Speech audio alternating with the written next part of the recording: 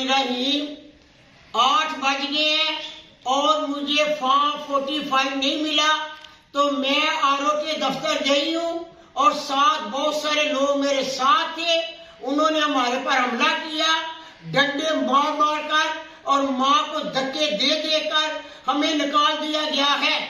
خواجہ اسف election ہار چکا ہے اور وہ D P O R O اور ڈی پی او کے ساتھ مل کر پوری دھاندلی کے ساتھ میرے الیکشن کو ہار کی شکل میں بدل رہا ہے. میری جیت کو میں وین کر رہی تھی. خواجہ اسف، سارے میڈیا، سارے ٹی وی چینل، سارے میرے سرور جواب دیں گے کہ میں 90% پر تھی اور آپ 10% تھے. قاضی فائل عیسیٰ صاحب اور الیکشن کمیشن میرے ساتھ بہت ظلم ہوئے.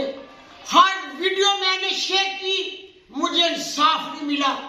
آپ کب جاگیں گے؟ یہ کیا ہو رہا ہے؟ کب پاکستان صاف اور شفاف الیکشن پر عمل کرے گا؟ میری بیوہ عورت کو آر او کے دفتر سے دھکے مار مار کر باہر نکال دیا گیا ہے. میری اپیل ہے بیوہ ماں کی کہ آپ اس چیز پر نوٹس لیں اور صاف اور شفاف مجھے ارزت چاہیے.